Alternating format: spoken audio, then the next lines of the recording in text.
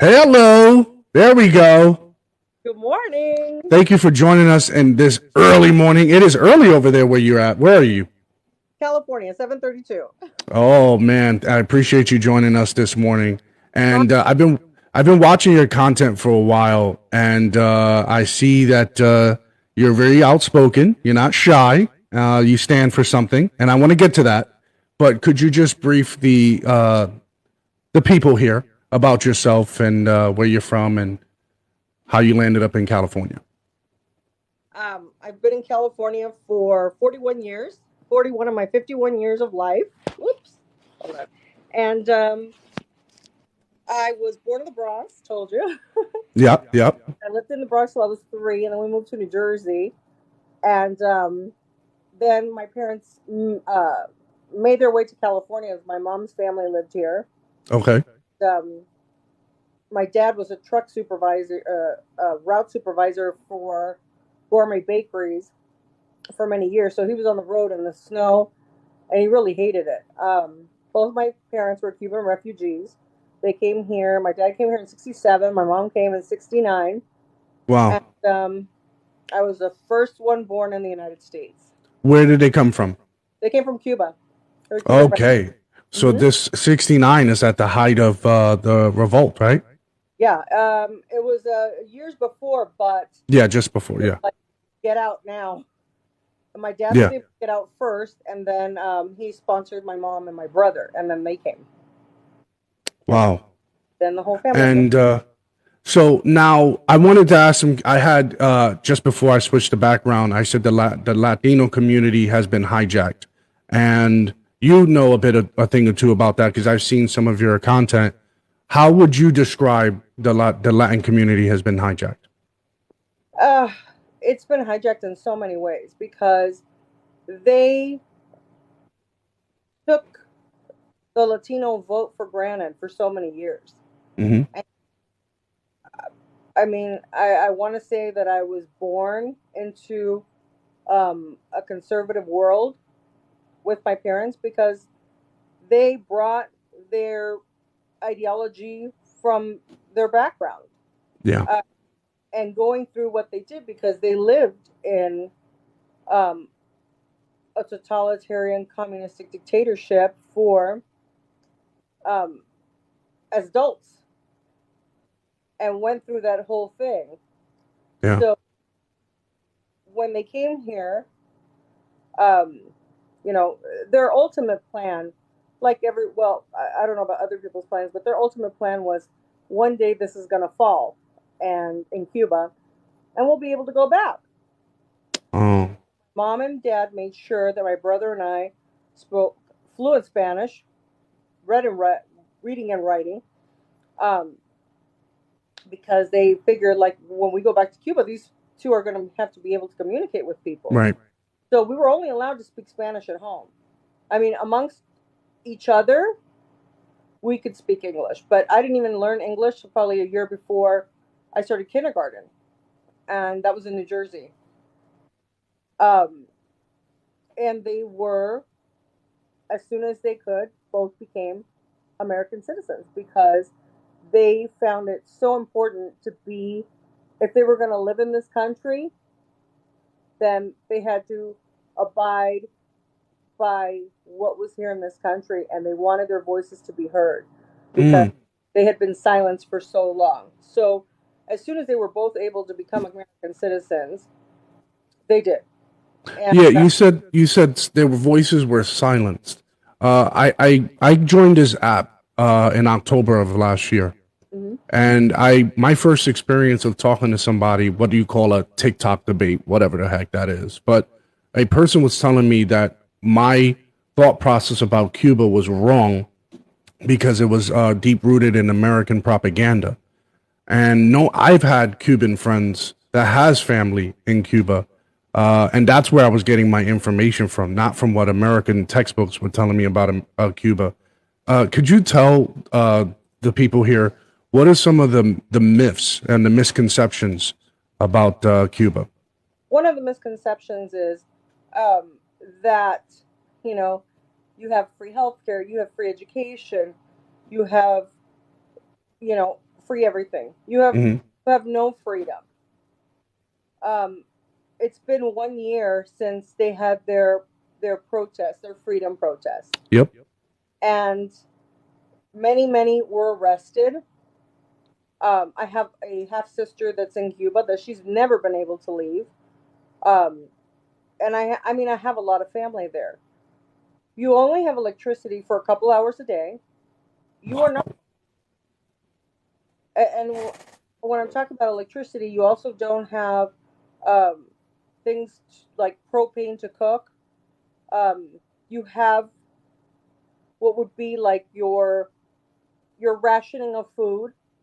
If it's your day to go tomorrow, and you're supposed to get one chicken, 3 eggs, a pound of sugar, a pound of rice, and you've been standing in line all day and they don't have it, it's not like you can come back tomorrow and get it. Oh. You have to wait till it's your turn again, probably in a month. And it's the same with everything's rationed. When they say that, yes, Cuba has some of the best doctors in the world, Hmm. but it's not for the Cuban citizens. It's for tourists. It's for, um, for them to be sent abroad. Healthcare is free, but it depends on what your form of healthcare is. If you have to give birth in the same bed as another woman that you don't even know, Mm. I mean, that's very, it's not sterile. It's not uh, they don't have the medications that they need.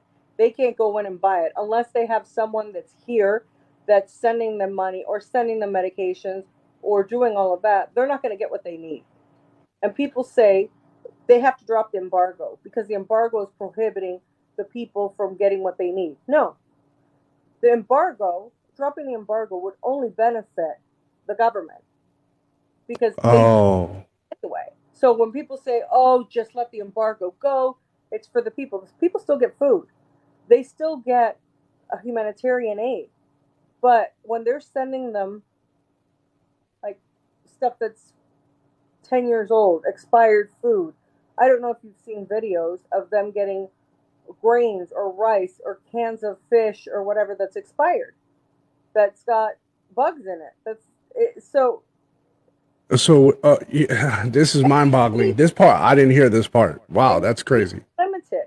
Your speech is limited to. Um, I mean, it's not like you can go out in the street and form a protest and say, "Hey, this is what I want to do. This is what I want to say. This is I want freedom." You'll get arrested. Yeah. It's not even that. I mean, any step you take is monitored, and it's monitored by other citizens, like kind of like what they wanted to do here. They have other whistleblowers Mm. in the government that they call a comité de defensa Hmm.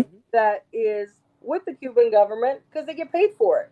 So they tell on you. So if they see you're doing something that, like you got a pack of cigarettes or you got this or you got that, and you got it from wherever, you know, someone's gonna tell on you. You Yeah. go to jail. And it's not like here that you get, your prison term, you get your jury, none of that. It's all decided by the government. There's political prisoners that disappeared on July 11th of last year that have not been heard of. They have Uh. from in over a year.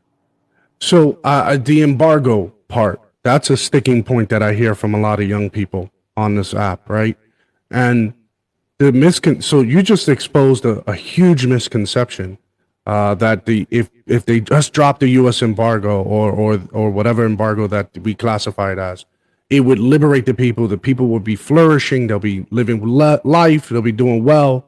And you're saying this would only benefit the Cuban government. Yeah, How so specifically? because the embargo, they make money off travel. They make money off tourism. That is Hmm. the main source of funding. If the embargo was dropped, that means that sure, they can get aid, they can get um, people could start businesses, people could freely travel there. But if you're grabbing a taxi and you're paying that tax. It's just like the people that take pictures with the cars, like it's in the background. Um, that money is not your money. That money goes to the government. You get paid from what they dictate that you are paid. Wow. If you're a teacher and you don't have someone here in the United States that's helping you, and you can get a pencil and you can get shoes, how are you supposed to teach? So yeah, Yeah. their education system is built to, yes, people, the literacy rate is very high. You don't get to decide what you're going to do. Someone decides for you. Like, okay, Wow. you're going to go cut cane because we don't think that, you should be a teacher or a doctor or anyone. You're going to go cut sugar cane for 15 hours a day in the sugarcane fields, and that's what you'll do. And just like the hotels, people that work in hotels or that have their businesses, you have to take what they give you. Yeah. My mom, um, when she grew up in, um, my grandfather he left home when he was 11, Hmm. and he didn't have but a third grade education. But he went and learned things. He went to another town. He worked. He built up a company. He built up his um, he bought land. This was in the 40s, and I mean, my mom went to boarding school. Her sisters went to boarding school. They had Wow. a house. They had a ranch. They had stores. They had things, and when the revolution took place, and one of the main reasons, I'm going to back up here, that the revolution took place is because they promised everyone wealth Mm. equality. They promised redistribution of wealth, like, hey, uh, you don't have it, but they have it, so everybody's going to be equal. And so, and that was the biggest myth. Nobody was Wow. equal. Everybody was equal. Nobody had anything. So that is one of the main myths. It's like when they come through your house with rifles and take your stuff. I mean, whatever it is, you go to the bank, you have no money because it's all been nationalized. What are you going to do? They take your weapons. They take whatever they want. And Hmm. you decide, no, no, no, you're not going to come in. You're not going to take my stuff. I have my grandmother's wedding ring from 1938 when she married my grandfather. She hid it in her mouth. Wow. Hid it in her mouth when they were coming through their home. She hid it in her mouth when she was leaving Cuba. And it's not like well, back then you didn't just leave Cuba and you came here. You went to other host countries. Like they went to Spain. My mom had to go to Mexico City where she was with my brother for 6 months. Yet she had to live in Mexico City before she could come to the United States. They did it the right way. They did the process. Yeah. And what? How do you like? What? Like, let's bring this to your life now, right now, here and now, living in California. Are you as outspoken as you like in real life as you are on TikTok? Yeah. And how are you greeted in California with that? Um, you know, it's a love hate. You either love me or you hate me. Hmm.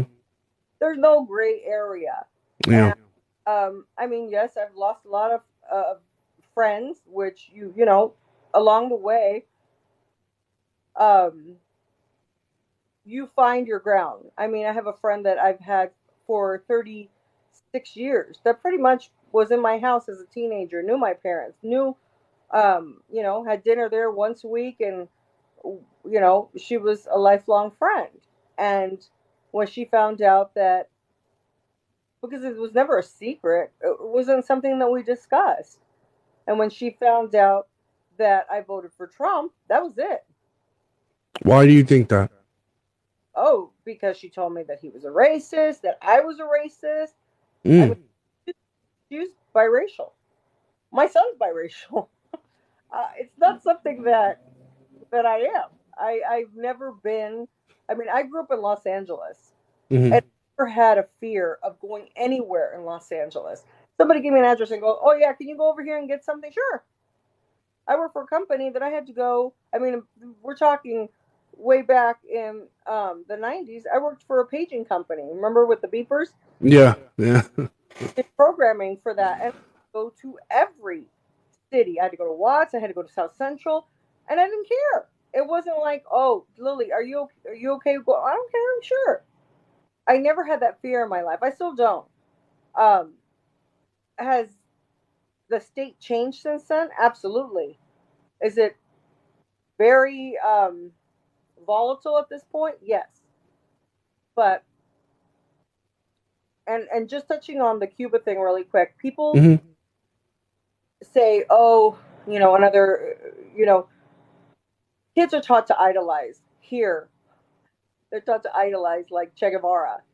They, Hmm. they were freedom fighters. They didn't fight for anybody's freedom. They didn't. They murdered Hmm. people at will, just because they didn't like them, because of their sexual preference, because of the color of their skin, because of Hmm. what they said. It was. I mean, they. I see people with these shirts on, and I'm just like, you have no idea. And sometimes I just tell them, like, do you know what the person on your shirt did? Do you know how many people he murdered? Do you know what he did? Like, he was just, and, Ruthless. and they don't have an idea.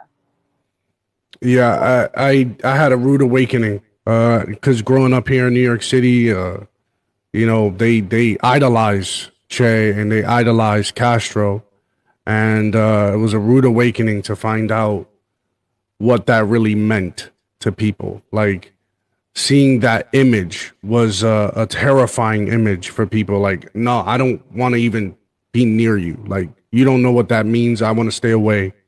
Was that the same experience that your mom and dad may have had? Oh, my parents were like, I mean, they remember. They lived it. They Yeah. lived the my mom was, I want to say, in her last year of college. Um, and she's still here. She's 80 years old. Oh, God bless her.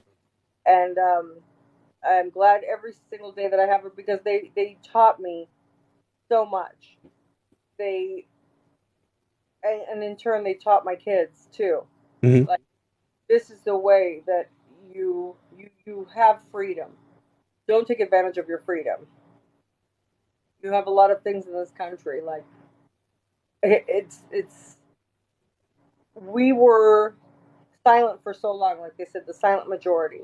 Yep. So we were silent for so long, Yep. and, and it came to the point now where it's like, we will be silent no more. I mean, I was And pretty and broken. so are you active at speaking out in places? Are you campaigning at all? Just curious. Are you doing any of that?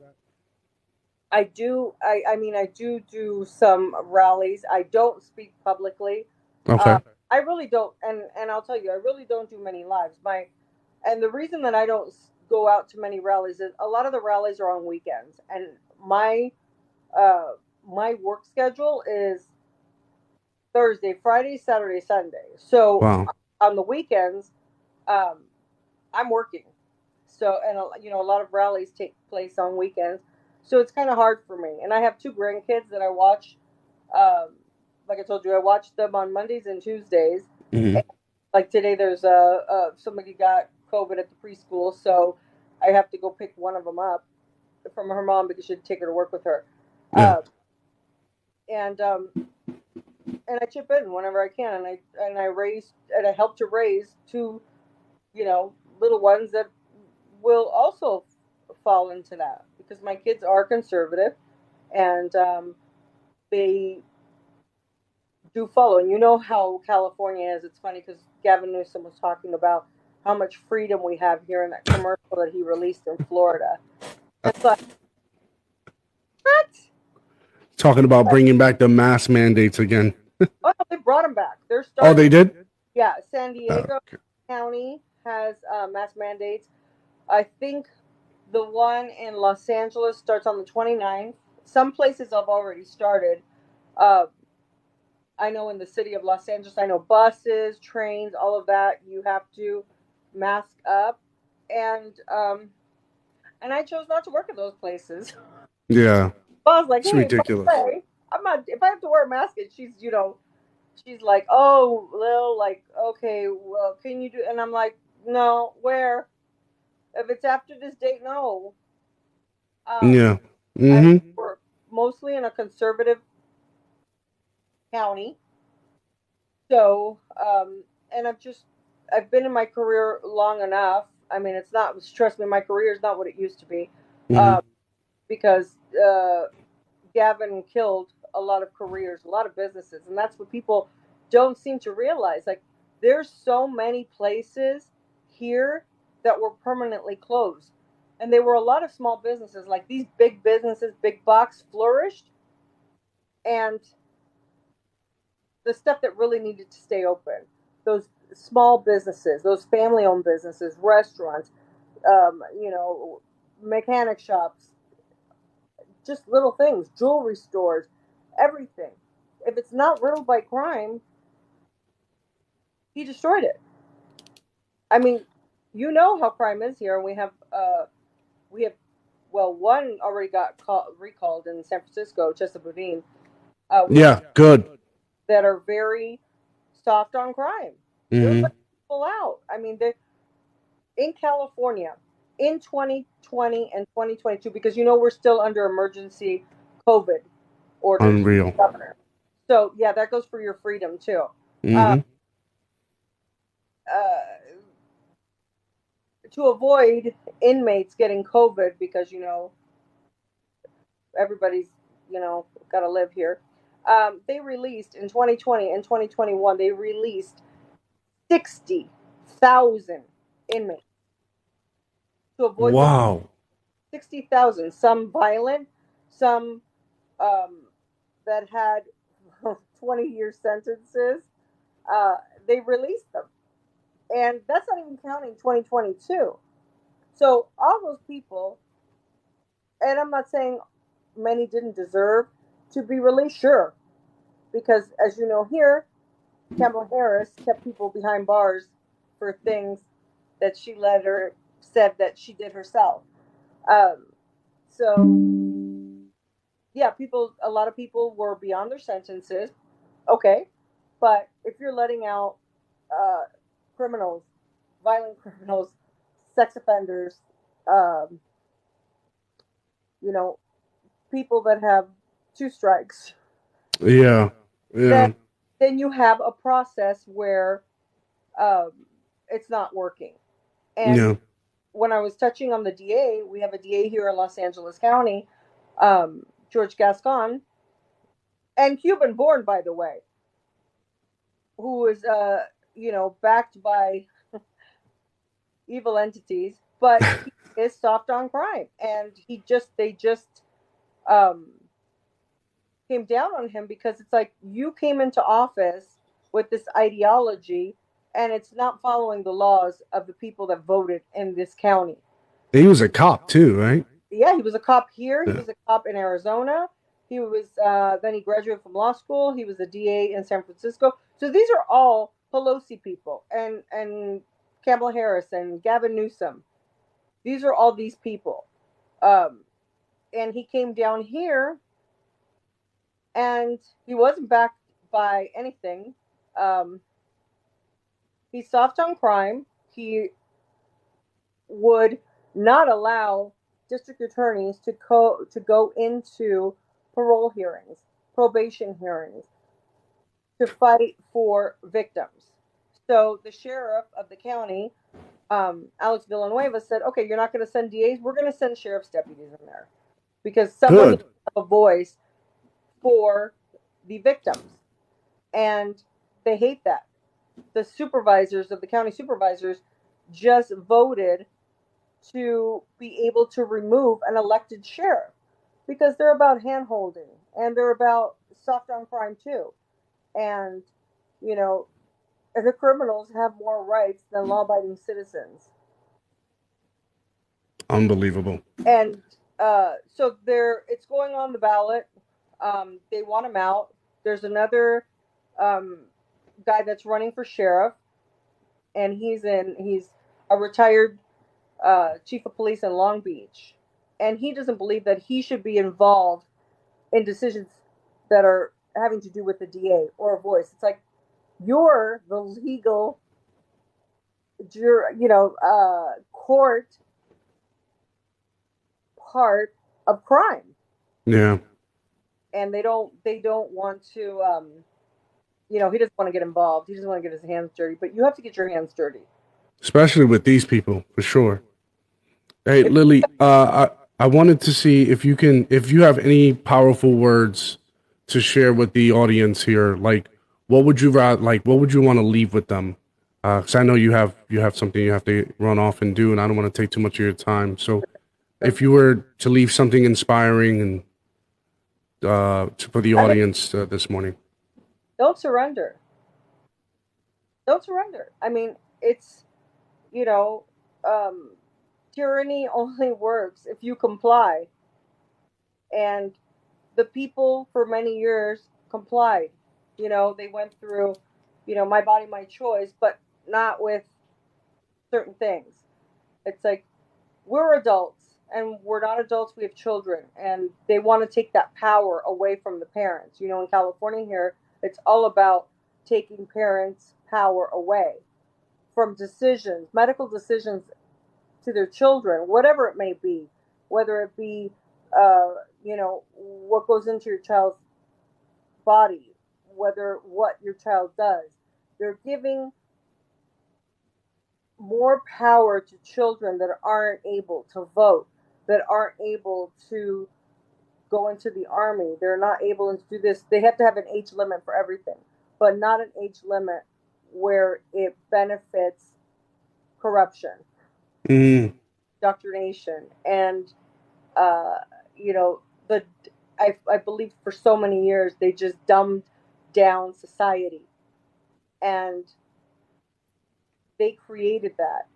And when people started speaking up, we were the bad guys. We're not the bad guys. We want nothing more than to have freedom, because this is your life. You live one time. It's not like that's right. you don't get a do over. You don't die and then you come back and go, oh, you know what? I was going to change what I did before. I'm going to do it different. No, this is your life. Your children get one life as a child. They're going to be on playgrounds with these masks on, and it's like the damage that is being done. The children can't recognize. This was whole part of what made me so against the mask thing.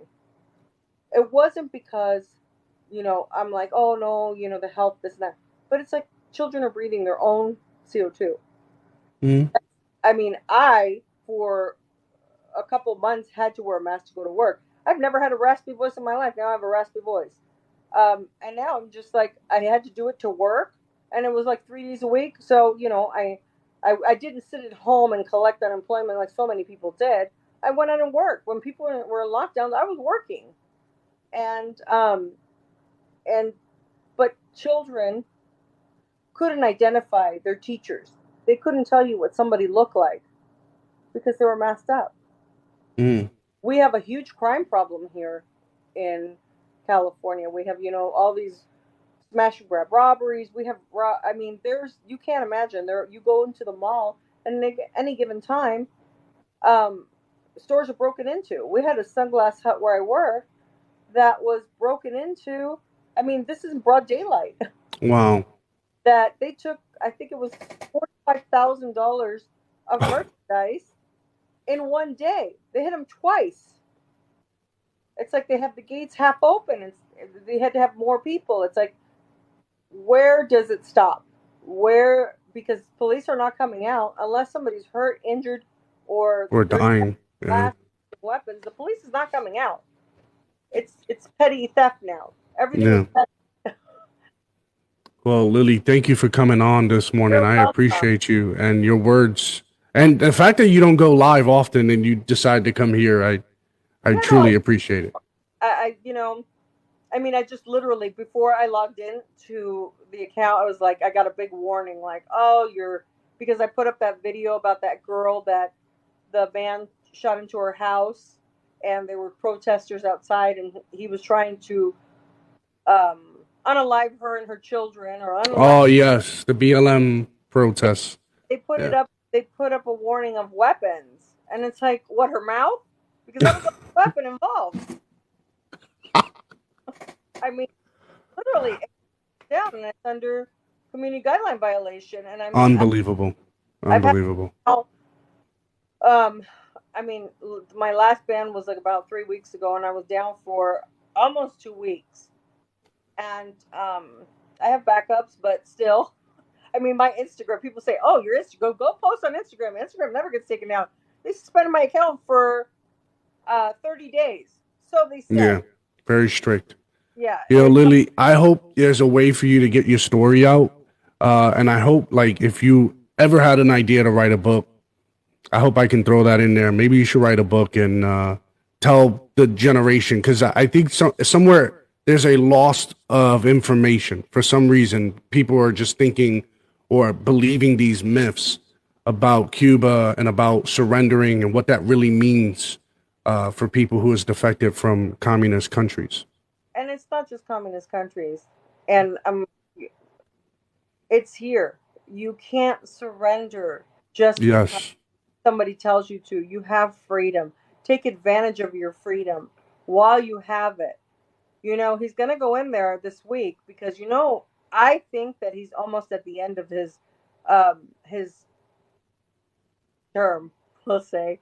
Hmm. And there's going to be some orders that are handed out in the next, I want to say, because now it's like we're not gonna push it through. We're gonna jam it through Hmm. in the next week or two, because they're clearly not.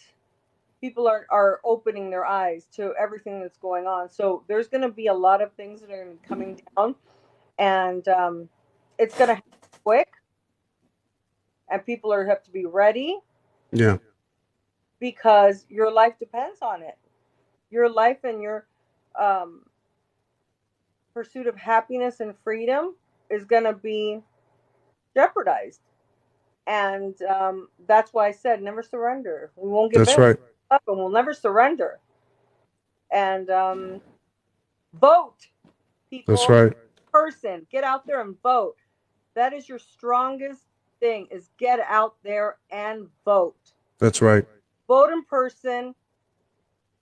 Get yourself out there and do what you need to do. Thank you, Lily. Vote. Appreciate you, and I hope you come back again. Thank you. All Whatever you right. know. Thank you so much. All Have a right. great day. You too. Happy Thursday. Oh, it's happy Happy Wednesday. Hump day. Hump day. Hump Day. Yeah. Take care. All right. Bye bye.